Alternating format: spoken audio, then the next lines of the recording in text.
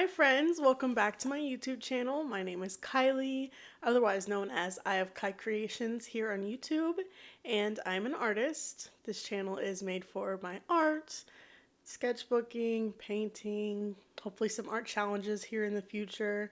So if you guys are interested, keep on watching. Today we are doing a kind of fun little concept. I'm redoing one of my old art pieces. It's a piece I did when I was in high school, so I would say roughly 4 to 5 years ago is when I did this piece. And looking at it, it's not terrible. I'm not super mad at it. I like it. But there is room for improvement, of course, there always is. That first paint, the one that I'm recreating, that is done in watercolor. I'm not using watercolor today just because my palette, if you can see it in the corner there, it's bad. um, it does not, it's rough. And all my favorite colors are kind of used, like we're to the very bottom of the palette. So I need to get new watercolors eventually, but for my recreation today, we're going to start with that watercolor underpainting, and then I'm going in with acrylic paints for this one. So today, while we watch me paint, we're going to be talking about ways you can improve your art. And we're just going to go through like a list of tips, and then I'm going to give you a few practice ideas, like ways you can practice that I use quite frequently. So our first tip is to stay consistent. And this feels like a very like obvious thing, of course, and it is. It really truly is. Anything you stay consistent with, you will get better with. But I do still think it's an important thing to mention because consistency can mean different things for different people, but it will always lead to improvement. And it might not be a big improvement and it might take a long time of being consistent for you to notice improvement, but consistency will bring improvement. And consistency will mean different things for different people. If you are someone who, if you draw every day, you know you'll get burnt out very quickly, don't draw every day. Draw 4 or 5 times a week. If you are someone who can draw every day and you have no problem doing that, draw every day. Keep practicing and you will get better. So, something I want to mention in the realm of staying consistent is practice things you're bad at.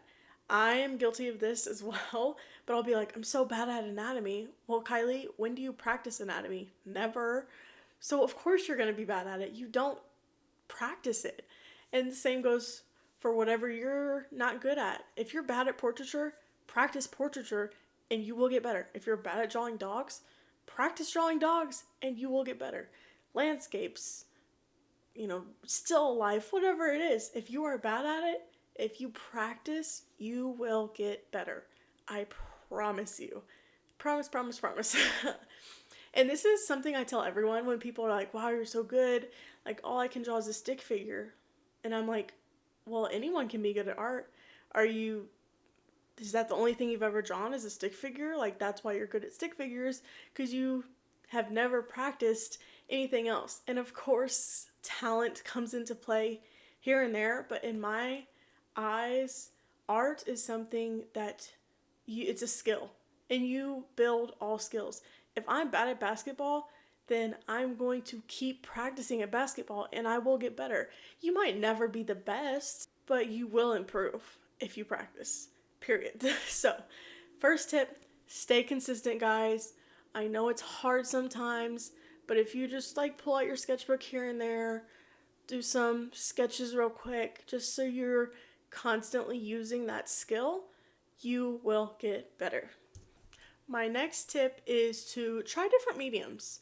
Try using something you haven't used before. Let's say you are a dedicated graphite user. Okay, cool. You probably focus a lot on your values and shape. Well, let's go ahead and try painting now. Let's try some gouache painting. You're going to realize new things by using that new medium, especially when it comes to color theory, composition, lines, like the way you do your line work, value, all of those things. You're going to notice different things by using different mediums. And I also recommend, and this is something I have done in the past, doing the same like drawing, but in a different medium. So like do it let's say do it in pencil first, then do that same exact drawing in colored pencil or gouache or oil pastel, whatever you want to use. Try those different things. One, this is going to help you discover different things about your reference. And two, this is also going to help you discover which mediums you like best. I promise, not promise, I can't promise, but I will probably guess that whatever medium you start with, that is not going to be your favorite medium. You're going to like other mediums after that medium because, I don't know, if you're drawing with pencil, you might decide like, hey, acrylic paint is better, or hey, watercolor is so much better than pencil. Or you might just discover a new medium you like. It might not be your favorite, but you discovered something else you like. And I think that improving your skills is also improving what you enjoy, because art is meant to be enjoyed. You're meant to enjoy this process of creating. So try out new things. I think that's this tip. Try new mediums / things. Just try new things out. Tip number 3 is going to be use references. I know a lot of people don't like using references, or it's kind of looked down upon sometimes to use a reference when you're creating. But if you never actually start using the references, how are you going to know how to draw those things? I wouldn't know how to draw people if I didn't use references to start. I would draw stick figures, right? Back to my thing of you have to practice and you have to use these tools that you're given. References are a tool. It's not a cheat. It's not terrible for you to use a reference. It's a tool for you. Use it. Change it if you like. If you want to change stuff up, absolutely do it. If you want to copy their reference exactly, go for it. But use that reference. Learn from that reference. Don't just copy, and you have nothing from it. Draw the reference and learn from it. Learn what the face structure is like.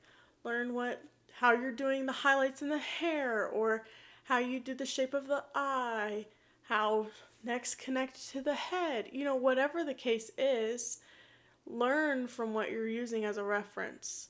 Learn from that.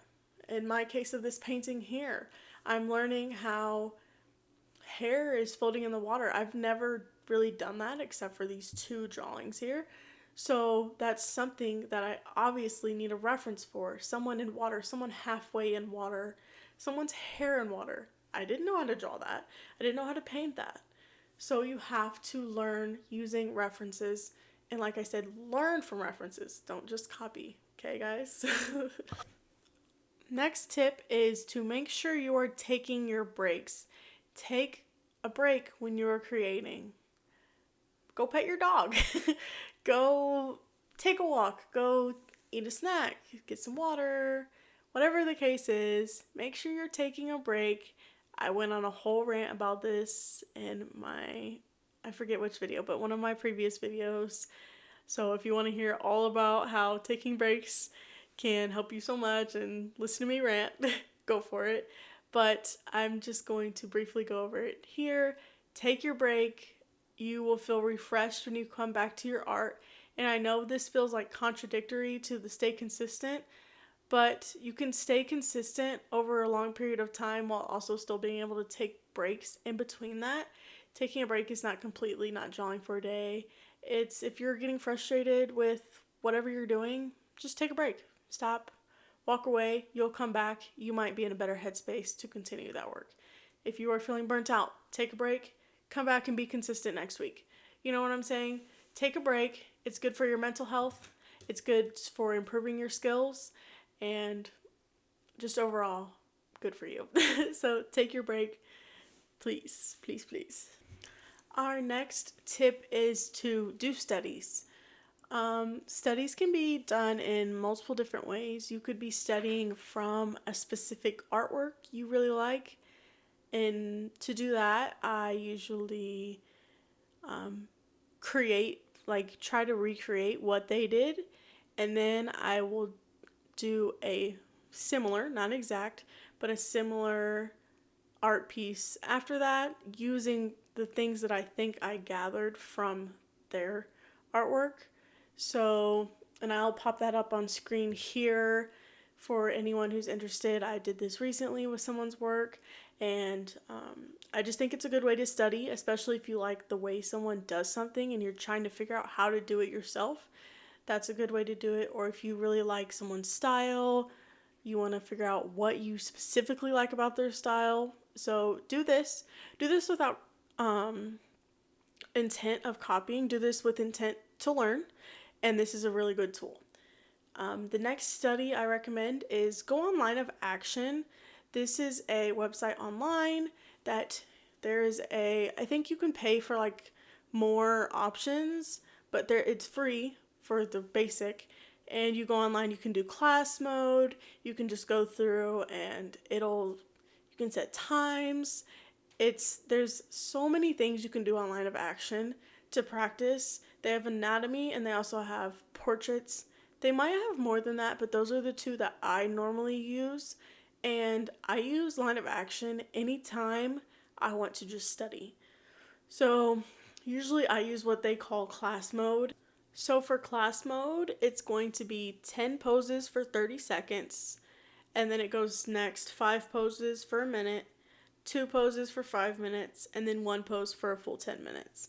And when it says pose, it's just meaning like one image because, of course, with poses, it could be anatomy.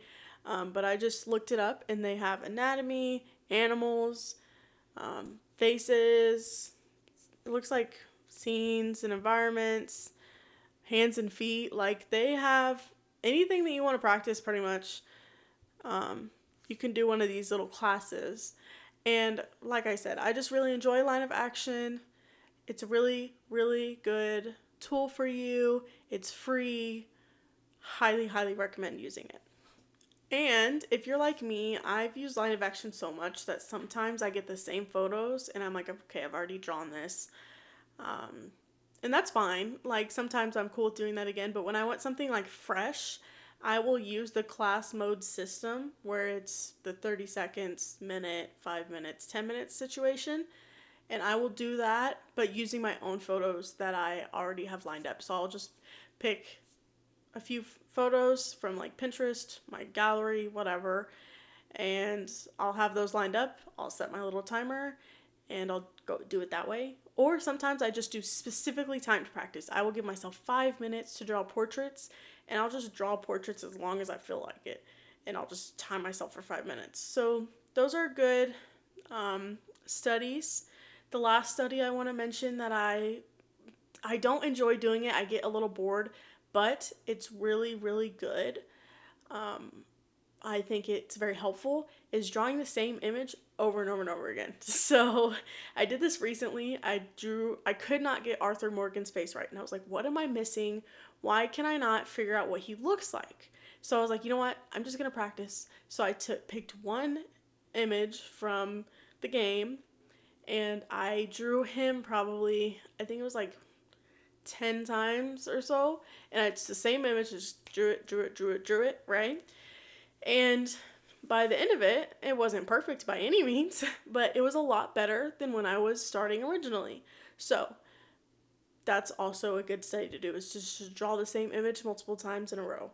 Give yourself 3 minutes each. Draw the same image all those times, and you will notice different things each time, and you will get better each time. Also, by timing yourself, you're being able to draw looser versus focusing more on detail. I have a problem with that.